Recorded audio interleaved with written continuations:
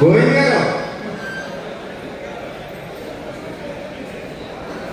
అధికార ప్రతినిధి వెంకటరామరెడ్డి గారిని, ప్రధాన కార్యదర్శి సాల గోవింద్ గారిని వేదిక మీద అవసరం కోరుతున్నాం. తెలుగుదేశం పార్టీ అనపతి మండల పార్టీ అధ్యక్షులు కొవ్వూరు శ్రీనివాసరెడ్డి గారి దత్తుడి గారిని వేదిక మీద అవసరం కోరుతూ ఉన్నాం. తెలుగుదేశం పార్టీ రాష్ట్ర నాయకులు పుట్ట గంగాధర్ చౌదరి గారిని వేదిక మీద అవసరం కోరుతూ ఉన్నాం.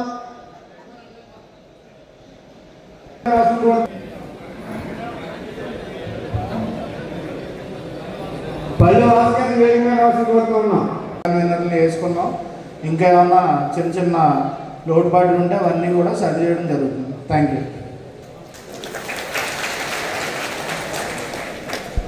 తెలుగుదేశం పార్టీ కుటుంబ సభ్యులు, అతిరథి మహారథులు, వేదిక అందరికీ కూడా నా నమస్సుమాంజలి తెలియజేస్తాను. సుమారు 4 దశాబ్దాల ముందు స్వర్గీయ నందమూరి తారక రామారావు గారు ఏర్పాటు చేసిన కూడా ఓటింగ్ మీకు జరుగుతుంది. మీ అందరికీ కూడా ఈ కమిటీలన్నీ ఏకాభిప్రాయంతో అందరి ఆమోదంతో జరుగుతాయని మనం తెలియజేసుకుంటూ సెలవుస్తున్నాం. హృదయపూర్వక నమస్కారాలు చెప్పుకుంటూ జోహార్ అన్న ఎన్టీఆర్. అనపర్తి అంటే ఏదో ఊహించుకొని వచ్చారు, సౌండ్ రావట్లా.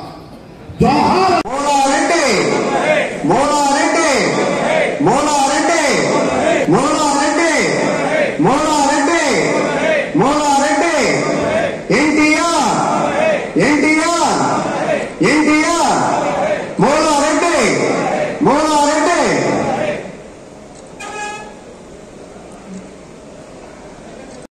ఆదిరెడ్డి అప్పారావు గారికి, అలాగే కొవ్వూరు ఏఎంసీ చైర్మన్ నాదెల్ల శ్రీరామ్ గారికి, అలాగే గోపాలపురం మండల పార్టీ ప్రెసిడెంట్ రొంగల్ సత్యనారాయణ గారికి, నల్జర్ల మండల పార్టీ ప్రెసిడెంట్ తాదిని సత్యనారాయణ గారికి, దేవరపల్లి మండల పార్టీ ప్రెసిడెంట్ ఆండ్రూ అనిల్ గారికి, ద్వారకా తిరుమల మండల పార్టీ ప్రెసిడెంట్ లంకా సత్యనారాయణ గారికి, అలాగే వేదిక మీద ఉన్న అనపర్తి తెలుగుదేశం పార్టీ మండల పార్టీ ప్రెసిడెంట్స్కి అందరికీ పేరు పేరున, అలాగే వేదిక ముందున్న తెలుగుదేశం పార్టీ కుటుంబ సభ్యులందరికీ, అలాగే ప్రింట్ అండ్ ఎలక్ట్రానిక్ మీడియా అందరికీ కూడా స్వాగతం తెలుపుతూ, ఇవాళ మనం ప్రతి గ్రామానికి గ్రామ కమిటీలు, బూత్ కమిటీలు, ప్రతి బూత్కి కన్వీనర్, ఇంకా కో కన్వీనర్ పదవులు మనం అందరికీ ఇవాళ ఇవ్వడం జరుగుతుంది. అలాగే ఏ గ్రామానికి ఆ గ్రామంలో కూడా ప్రతి గ్రామానికి ఉదాహరణ కింద మన గ్రామ శాఖ అధ్యక్షులు ఒక ఓసీకి ఇస్తే కంపల్సరీ ప్రధాన కార్యదర్శి కానీ వైస్ ప్రెసిడెంట్ కానీ మనం బీసీకి కానీ ఎస్సీకి కానీ ఇవ్వాలి. అది పార్టీ ఆదేశం. అలాగే కొన్ని గ్రామ కమిటీల్లో కూడా చిన్న చిన్న మార్పులు చేర్పులు ఏమైనా ఉంటే కూడా వాటి మీద దృష్టి పెడతాం. వాటి మీద దృష్టి పెట్టి మీకు ఏ సమస్యలు ఉన్నా అవన్నీ కూడా సాల్వ్ చేస్తాం. మీకు అలాగే మీకు ఏమైనా ఇబ్బందులు ఉన్నా కానీ ఇందాక ఆదిరెడ్డి అప్పారావు గారు, శ్రీరామ్ గారు చెప్పినట్టు కూడా మీకు ఏమైనా ఇబ్బందులు ఉంటే కూడా వాళ్ళకి తెలియజేయచ్చు. అలాగే ఎప్పుడు తెలుగుదేశం పార్టీ కార్యకర్తల వెంటే ఉంటుంది. ఏ ప్రాంతీయ పార్టీకి కూడా తెలుగుదేశం పార్టీకి ఉన్నంత గ్రౌండ్ లెవెల్ క్యాడర్ ఏ పార్టీకి ఉండదు. మనం అధికారంలోకి వచ్చిన తర్వాత మన అధికారిక కార్యక్రమాలనే కాకుండా మనం పార్టీ బలోపేతం చేయడానికి రూట్ లెవెల్ నుంచి ఏ విధంగా బలోపేతం చేయాలి, ఎలా చేయాలి, ప్రతి గ్రామానికి మనం రూట్ లెవెల్ వరకు ప్రతి ఓటర్ దగ్గరికి మనం ఎలా వెళ్ళాలి, వాళ్ళకి సంక్షేమ పథకాలు అందుతున్నాయా లేదా అనే దాని మీద కూడా కార్యకర్తలు అందరూ కాన్సన్ట్రేట్ చేయాలి. అలాగే ఇప్పుడు మనం 59 గ్రామాలకి గ్రామ శాఖలు వేసుకోవడం జరిగింది. ప్రతి గ్రామానికి మొత్తం మన 238 బూతులకి మనం బూత్ కన్వీనర్ని, కో కన్వీనర్ని వేసుకున్నాం. ఇంకా ఏమన్నా చిన్న చిన్న లోటుపాట్లు ఉంటే అవన్నీ కూడా సరి చేయడం జరుగుతుంది. Thank you. తీసుకోవడానికి సమాయత్తమై ఇక్కడికి అబ్బరం వచ్చాం. వేదిక మీద ఉన్నటువంటి నియోజకవర్గ శ్రీరామ్ చౌదరి గారిని 4 మండలాల్లో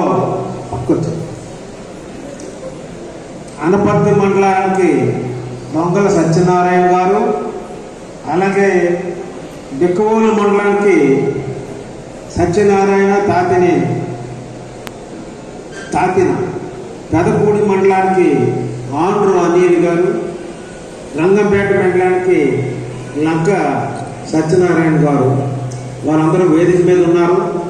ఇంకా చాలామంది పెద్దలు అందరూ కూడా వేదిక మీద ఉన్నారు. అన్నిటికీ ఆల్ గోవింద్ గారు కూడా వేదిక మీదే ఉన్నారు. పేరున్న అందరినీ చెప్పలేము, కానీ చాలామంది అతిరథి మహారాజులు అందరూ ఉన్నారు. వేదిక ముందు కూడా మన తెలుగుదేశం పార్టీ కుటుంబ సభ్యులు తెలియపరుస్తూ ఈ రోజున ఈ మండలాల్లో 4 మండలాల్లో అనపర్తి మండలంలో ఉన్న 11 గ్రామాలు 58 బూతులు, బిక్కవోలు మండలంలో ఉన్న 13 గ్రామాలు 63 బూతులు, రంగంపేట మండలంలో ఉన్న 18 గ్రామాలు 63 బూతులు, పెదపూడి మండలంలో 18 గ్రామాలు 48 బూతులు. వీటన్నిటికీ కూడా మీరందరూ కూడా కమిటీలు వేసుకుని ఉన్నారు అని మేము భావిస్తున్నాం.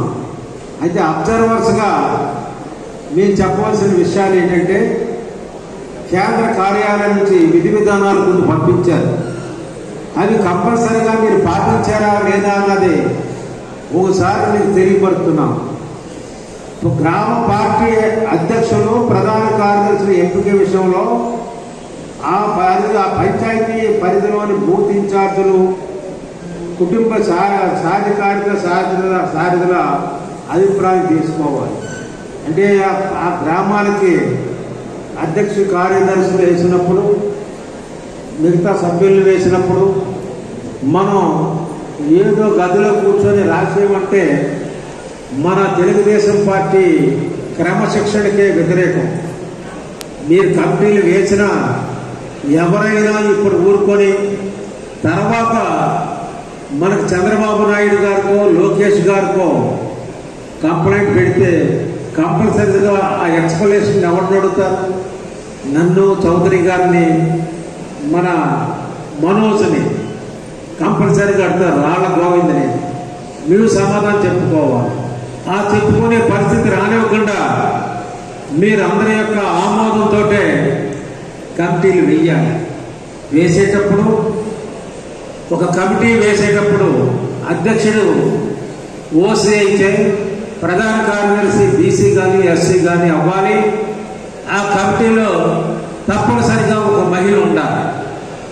ఆ విధంగా మేము పాటించామా లేదా అన్నది మీరు చూడవలసినటువంటి బాధ్యత ఉంది. అట్లా కాకుండా ఏదో వేసేసాం, మనం నోటుతోటి దబాయం చేసామంటే అది తెలుగుదేశం పార్టీలో చెల్లదు. ఇంకొకటి ఏంటంటే, మీరు వేసిన కమిటీలన్నింటినీ కూడా మీ ఇన్ఛార్జ్ మనోజ్ పైకి పంపుతారు. పంపినప్పుడు అభిప్రాయ సేకరణ కూడా తీసుకుంటారు. తీసుకుంటే సరైన సమాధానం రావాలి. ఎవరైనా మాకు తెలియకుండా చేశారన్నా దానికి ఎక్స్ప్లెనేషన్ అడుగుతారు. ఇంకొకటి ఏంటంటే, ముఖ్యంగా కమిటీలో ఉన్న ప్రతి వ్యక్తికి కూడా సభ్యత్వం ఉండాలి. సభ్యత్వం ఉండి తీరా. సభ్యత్వం లేకుండా ఎవరినో వేసేసేమో అని అంటే అది ఆ వ్యక్తికి చెల్లదు. అదొకటి మీరు పాటించాలి. అలాగే ఒక పదవికి ఒకరికంటే ఎక్కువ పోటీ వచ్చినప్పుడు వారికి ఎవరెవరు మద్దతు తెలిపారో వారి సంతకాలను కూడా తీసుకోవాలని కూడా విధి విధానాల్లో చెప్పారు. అలాగే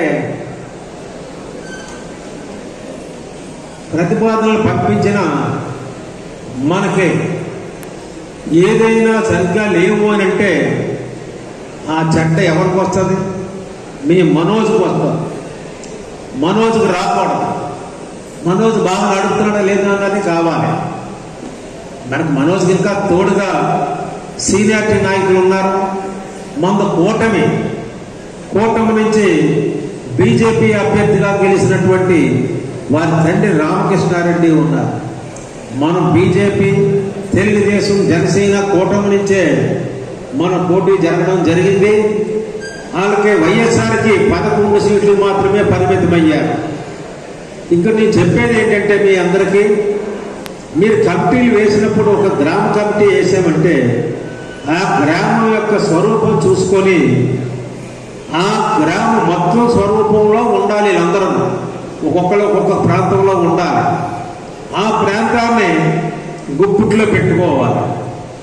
అక్కడ ఆ నాయకుడు ఒక నాయకుడు ఆ ప్రాంతంలో ఉన్నప్పుడు పంచాయతీకి సంబంధించి ఖచ్చితంగా వాళ్ళందరికీ కూడా పేర్లు పెట్టి పిలిచే చనువు ఉండే వ్యక్తిని ఎన్నుకోవాలి. అది చాలా ముఖ్యమైనది. గతం నుంచి నేను 1990లో రాజకీయంలోకి వచ్చిన కాడి నుంచి కూడా కమిటీలు వేసినప్పుడు మేము అలాగే పాటిస్తాం. ఆ వ్యక్తి నేను వేసిన 10 మంది కూడా ఆ గ్రామంలో అందరినీ పేరున పిలిచే విధంగా పరిచయస్తుడై ఉంటేనే మీకు ఆ పంచాయతీకి మెజారిటీ రావడం జరుగుతుంది. మీరందరే మన రథానికి చక్రాలు లాంటి వాళ్ళు. మీరందరూ బలంగా ఉంటే రేపు బీజేపీ తరపు నుంచి రామకృష్ణారెడ్డి లేకపోతే మన మనోజు అభ్యర్థి అయ్యి ఉంటే ఖచ్చితంగా మంచి మెజార్టీతో కొడతారు. మీరు ఏదో టాటా బోటాగా కమిటీలు వేసి పంపించేస్తే ఆ నష్టం ఏదో బాగా వేసేమని చెప్పుకోవడానికే తప్ప ఆ నష్టం రేపు ఎలక్షన్లో బయటపడదు. రేపు రాబోయే స్థానిక సంస్థల ఎన్నికల్లో ఖచ్చితంగా అన్ని గ్రామాలు కూడా మనం గెలవాలి. వైఎస్ఆర్ పార్టీకి అవకాశం లేకుండా చెయ్యాలి. ఇవాళ వైఎస్ఆర్ పార్టీ రోజు రోజుకి క్షీణిస్తుంది. అది మనం గమనించాలి. వాళ్ళు ఇప్పుడు మనం ఈ బూత్ కమిటీలు పంచాయతీ కమిటీలు వేసుకున్న తర్వాత అవి పెర్ఫెక్ట్గా ఉందా లేదని మీరు గుండెల మీద చేయి వేసుకొని చెప్పి కష్టపడి పనిచేసే వాళ్ళకే ఆ పదవులు ఇవ్వాలి. లేదంటే ఏదో పదవి ఇచ్చారు, ఆ పదవిని నేను వేసుకొని అనుభవిస్తూ తిరుగుతున్నాను అంటే మాత్రం పార్టీకి ద్రోహం చేసిన వాళ్ళు అవుతారు. ఆ పరిస్థితి రాకూడదు. ఎందుకంటే మీరు బాగా చేస్తే మన ఎమ్మెల్యేను పంచాయతీ బోర్డు ప్రెసిడెంట్లు వీళ్ళు గెలవడం జరుగుతుంది. మీరు సరి లేకపోతే ఎమ్మెల్యే అయితే మాత్రం ఏం చేయగలుగుతారు? పంచాయతీ బోర్డు ప్రెసిడెంట్గా నిలబడిన వాళ్ళు కూడా ఏం చేయగలుగుతారు? ఈసారి మన కూటమిలో రామకృష్ణారెడ్డి గారికి మెజార్టీ వచ్చింది అంటే ఎంత? 20,000 వచ్చింది అంటే మళ్ళీ ఎలక్షన్లో దాన్ని 40కో 30కో తీసుకుపోయే విధంగా మీరందరూ కూడా కష్టపడాలి. ఎవరికైనా ఈ కమిటీలో స్థానం రాలేదు అని అంటే వాళ్ళకి వేరే విధంగా గౌరవిస్తాం. అందరినీ గౌరవించాలి. పార్టీ క్రియాశీలక సభ్యత్వం ఉన్న అందరినీ కూడా గౌరవించే విధంగానే ఉంటేనే పార్టీ బలంగా ఉంటుంది. అందుగురించనే ఎప్పుడు కూడా ఈ సంస్థాగత ఎన్నికల్లో ఉన్న పార్టీ ఎన్నికల్లో ఉన్న కమిటీలే బలంగా ఉంటే ఖచ్చితంగా అత్యధిక స్థానాలు పంచాయతీలు, అలాగే ఎంపీటీసీలు, డెప్యూటీసీలు, మెయిన్గా వీళ్ళందరి యొక్క కూటమితోటి ఎమ్మెల్యే అభ్యర్థి కూడా మంచి మెజార్టీ తోటి గెలవడానికి అవకాశం ఉంటుంది. నేను 90లో పార్టీలోకి వచ్చినప్పుడు నన్ను పార్టీ సిటీ ప్రెసిడెంట్గా చేసినప్పుడు మేము ఈ రూల్స్ అన్ని కూడా స్కూల్ పిల్లల్లాగా వెళ్ళి చంద్రబాబు నాయుడు గారి క్లాసులు తీసుకుంటే విని తూచా తప్పకుండా వాటిని అమలు జరిపేవాళ్ళం. ఆ విధంగా చేయబట్టే మేము 90 నుంచి ఈనాటికి రాజమండ్రిలో ఏ వార్డులో ఎవరున్నారు, ఎవరు ఏం చేస్తున్నారు అని ఆ వార్డులో ఉన్న వ్యక్తుల పేర్లతో పిలుస్తూ వాళ్ళందరికీ ఏం కావాలో చేస్తూ పార్టీకి పటిష్టపడుతూ వచ్చాం. అందుగురించి నేను ఉదాహరణకు ఏం చెప్తున్నానంటే మా రాజమండ్రిలో 2007 నుంచి ఎవరిని గెలవనవలే. 2007లో నా భార్య మేరీ 2007 to 12, 13 నుంచి 19 వరకు నేను ఎమ్మెల్సీ అయ్యాను. 19లో ఎదురుగాల్లో మా కోళ్ళలో 35,000 మెజార్టీతో గెలిచింది. అంటే ఎదురుగాల్లో కూడా జగన్ గారి గాల్లో కూడా మేము గెలిపించుకున్నామనంటే మీలాంటి తెలుగుదేశం పార్టీ కుటుంబ సభ్యులే దానికి ముఖ్య కారకులు. అది మీరు మర్చిపోకూడదు. అలాగే మొన్న ఎలక్షన్లో మరలా మా అబ్బాయి నుంచోబెట్టాం, ఆదిరెడ్డి శ్రీనివాస్. మా కోళ్ళకు 35,000 అయితే మేము చేసిన కృషికి మీరు ఫలానా ఇక్కడ ఈ సమస్య ఉంది అని మనోజు చెప్పాలి, ఈ సమస్య ఉందని రామకృష్ణారెడ్డి గారికి చెప్పాలి, అవి సాల్వ్ చేయాలి. సాల్వ్ చేసినప్పుడే ప్రజల్లో మనకు ఒక నమ్మకం కలుగుతుంది. ప్రజలకు అందుబాటులో ఉంటే వాళ్ళందరూ కూడా మనకు అందుబాటులో ఉండే నాయకులు ఉన్నారు అంటారు. ఆ విధంగా మేము చేశాం కాబట్టి మళ్ళీ కంటిన్యూస్గా మా అబ్బాయి 74,000 మెజార్టీతో కొట్టాడు. 67% పోల్ అయితే 74,000 వచ్చిందని మన లోకేష్ బాబు గారు ఏమన్నారంటే, మీరు స్టేట్లో 3వ ర్యాంక్ సంపాదించారు, 67%కి 74,000 మెజార్టీ ఆ లెక్కలు పెడితే మీరు చాలా బాగా కష్టపడ్డారు అని చెప్పారు. అందుకనే చంద్రబాబు నాయుడు గారు కష్టపడే విధానం ఏంటో ఆదిరెడ్డి ఫ్యామిలీకి తెలుసు అని మాట్లాడుతూ ఉంటారు. అలాగే మూలారెడ్డి గారు మహానుభావుడు, మమ్మల్ని ఎప్పుడు కూడా ఆదిరెడ్డి వారు అని పిలిచేవారు. నేను ప్రతి ఈ ఊరికి నాకు చాలా సత్సంబంధాలు ఉన్నాయి. అనపర్తికి నాకు ఈ నియోజకవర్గంలో మూలారెడ్డి గారు ప్రతి కార్యక్రమానికి నన్ను పిలిచేవాడు, నేను వచ్చేవాడిని. ఆ ఇంట్లో ఆయనతో పాటు కలిసి భోజనం చేసి కూడా వెళ్ళేవాడిని. ఆ అనుబంధం ఉన్నవాళ్ళు కాబట్టి ఇక్కడ అందరూ తెలుసు కాబట్టి ఇప్పుడు చంద్రబాబు నాయుడు గారు లోకేష్ గారు కలిపి నన్ను ఇక్కడ అబ్జర్వర్గా వెళ్ళమన్నారు. మేము వచ్చినందుకు మాకు గౌరవం ఇవ్వాలి. ఆ గౌరవం ఏంటంటే మంచి కమిటీలు వేసి ఆ కమిటీల ద్వారా ఇదిగోండి అప్పారావు చౌదరి గారు ఇలా మిగతా ఇంకో మండలానికి ఇన్ఛార్జీలుగా వచ్చినటువంటి పెద్దలు రొంగల సత్యనారాయణ గారు, తాతీన సత్యనారాయణ గారు, ఆంధ్ర అణువులు గారు, లక్కా సత్యనారాయణ గారు, వీళ్ళందరికీ కూడా మీరు ఇచ్చే గౌరవం ఏంటంటే మంచి కమిటీలు వేసి ఆ కమిటీలు బలంతో రాబోయే ఎన్నికల్లో ఎంపీటీసీలు అవ్వచ్చు, జడ్పీటీసీలు అవ్వచ్చు, పంచాయతీలు అవ్వచ్చు, మనం అత్యధిక స్థానాలకు గెలుచుకోవాలి. ఇంకా మనం రాజకీయ పరంగా వైఎస్ఆర్ వాళ్ళు మాట్లాడుతున్న మాటలు కూడా మనం కొన్ని చెప్పుకోక తప్పదు. ఎందుకంటే 1 minute ఏదో దాన్ని మొగుడు మీద మొగసారిగా ఏదో సామెత ఏదో ఉంటుంది. మా మహిళలు ఉన్నారు, ఏమనుకోకండి. అందు గురించి వాళ్ళు ఏదో చేయలేక వాళ్ళందరూ ఏంటంటే నోటికి వచ్చింది మాట్లాడడానికి చూస్తున్నారు. మన యొక్క విధానాలని పాడు చేయాలని ఏదో బ్యాగ్ సృష్టించి మనల్ని ఇబ్బంది పెట్టాలనే ఆలోచనలో వైఎస్ఆర్ పార్టీ వాళ్ళు నడుపుతున్నారు. చంద్రబాబు నాయుడు గారైనా, లోకేష్ అయినా, పవన్ కళ్యాణ్ అయినా, అలాగే పురంధరేశ్వరి గారు ఇక్కడ ఈ స్టేట్కి ఇన్ఛార్జ్ బీజేపీ, వీళ్ళందరూ కూడా ఒక్క మాట మీదే ఉంటున్నారు.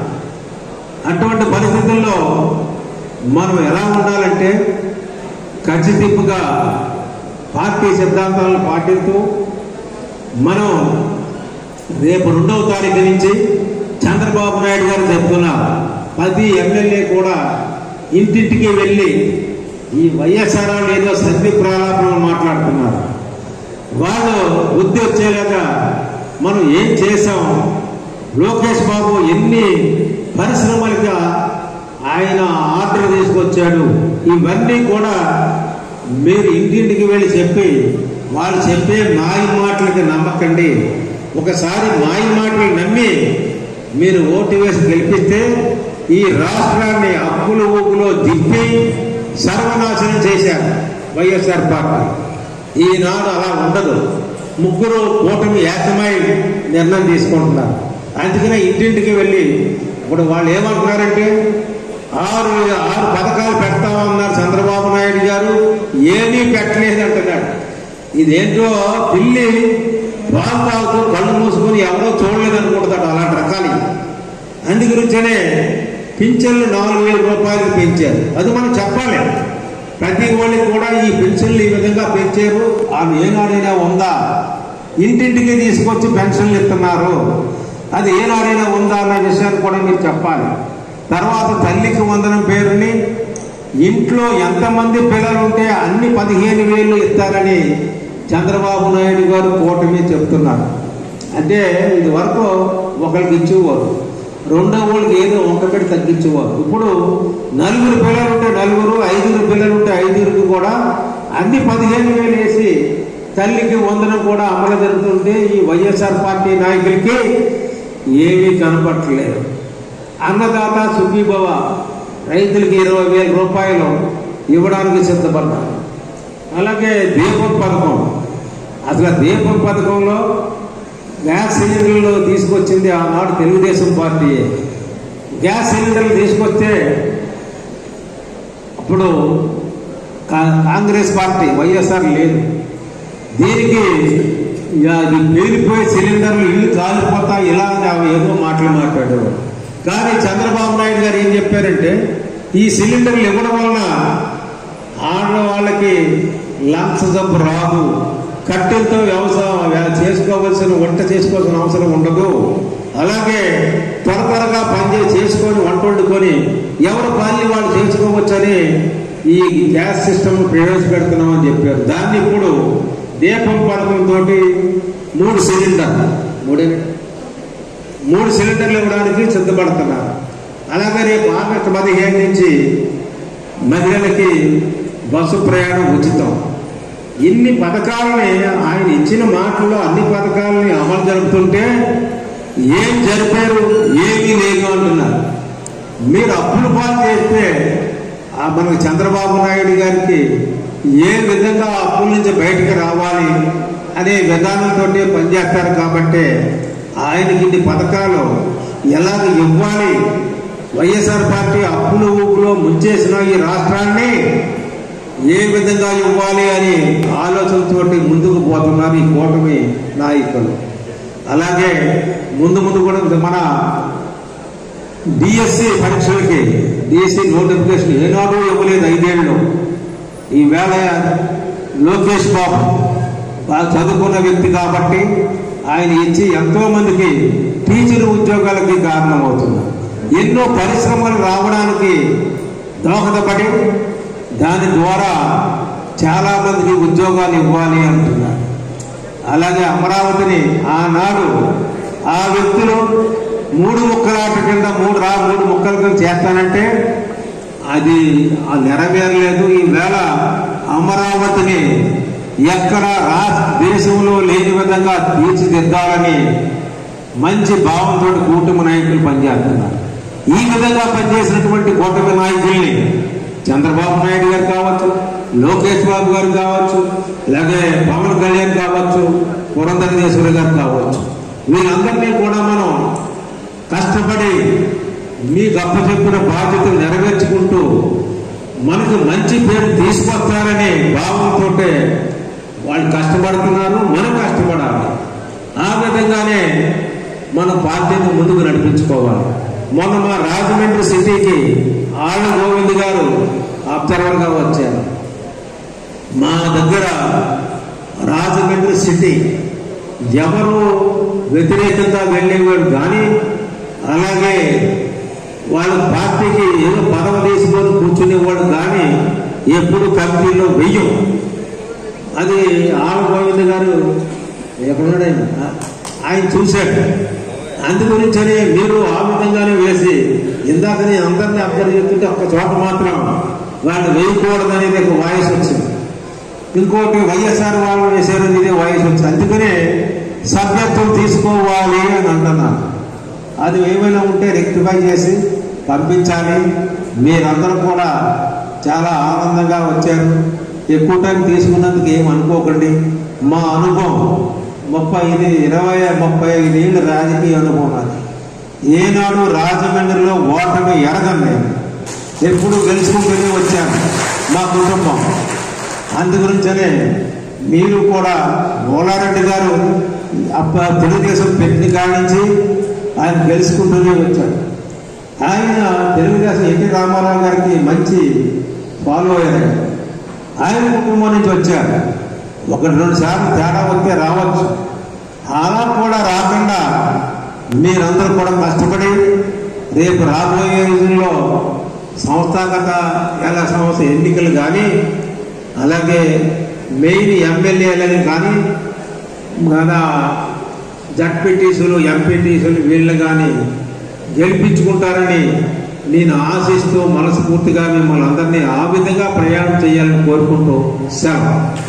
తెలుగుదేశం పార్టీ సంస్థాగత ఎన్నికలు నిర్వహించుకోవడం జరిగింది. దానికి అబ్జర్వర్స్గా ఆదిరెడ్డి అప్పారావు గారు, మాజీ శాసనసభ్యులు, కొవ్వూరు ఏఎంసీ చైర్మన్ నాదెళ్ల శ్రీరామ్ చౌదరి గారు వీళ్ళిద్దరూ అబ్జర్వర్స్గా వచ్చారు. కార్యక్రమం కూడా బాగా జరిగింది.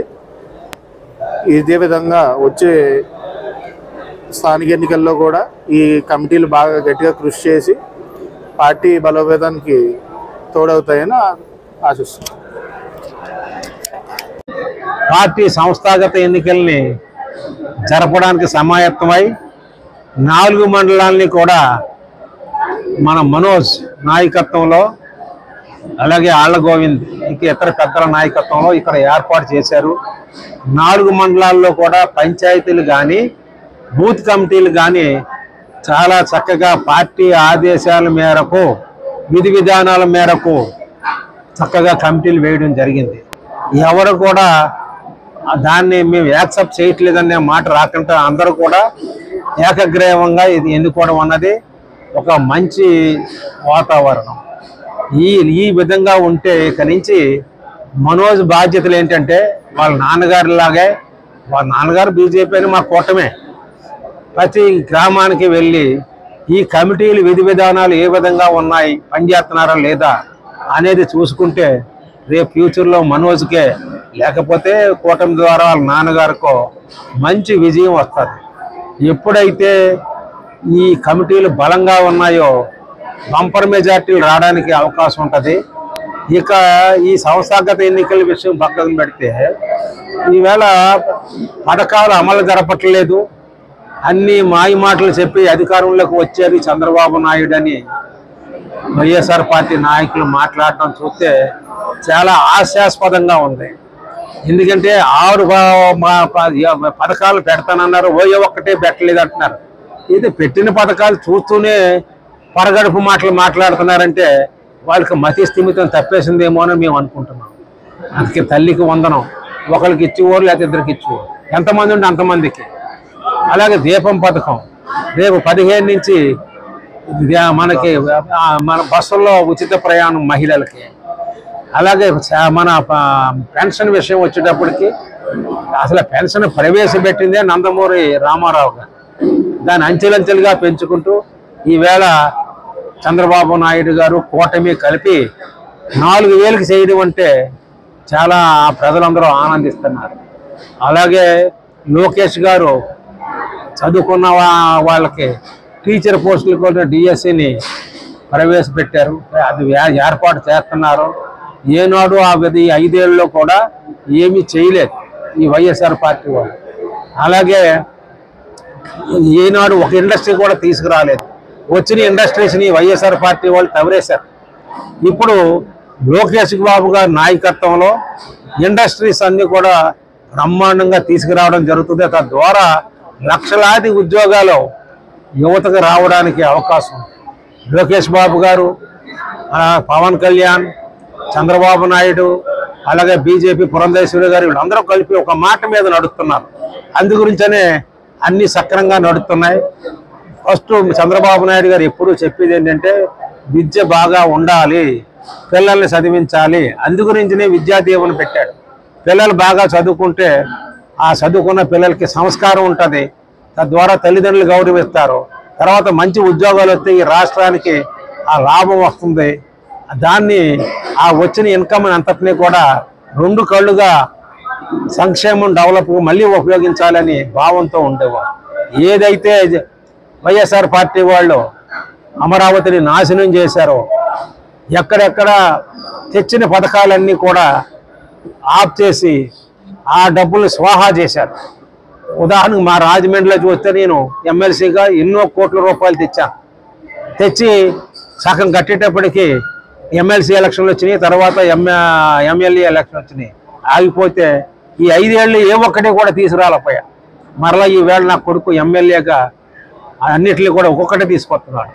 రివర్ ఫ్రంట్ ఆనాడు కన్నకన్నల ఇది. ఈవేళ మా అబ్బాయి రివర్ ఫ్రంట్ని తీసుకొచ్చాడు, ఇంటర్నేషనల్ మల్టీపర్పస్ ఇండోర్ స్టేడియం. ఈ విధంగా ఇక్కడ ఈ అనపర్తిలో మేము చెప్పే విషయాలు కావు, అయినా మేము చేస్తున్న విషయాలని చెప్పాలి. వాళ్ళు ఎందుకు ఆ రోజు దుర్మార్గంగా తెచ్చినవి కూడా వెనక్కి పంపించేశారు, అవి సిత్తు కాగితాలు అన్నారు. అలాగే వాళ్ళకి ఆ నాయకులకి ఇప్పుడు ఈ కూటమి నాయకులకి చాలా తేడా ఉంది. ఈ నాయకులకి సంస్కారం సంప్రదాయాలతో నడుపుతారు, వాళ్ళకి సంస్కారాలు అక్కర్లేదు, దోసుకున్నామా దాచుకున్నామా అనే విధానంతో వాళ్ళు ఉంటారు. కాబట్టి నేను నా ఉద్దేశం ప్రకారంగా ఇలా మంచి కమిటీలు వేసి పద్ధతి ప్రకారంగా నడిస్తే రాబోయే ఇంకొక 10 ఏళ్ళలో కూడా ఈ కూటమి ప్రభుత్వాన్ని ఎవరు ఏమీ చేయలేరు.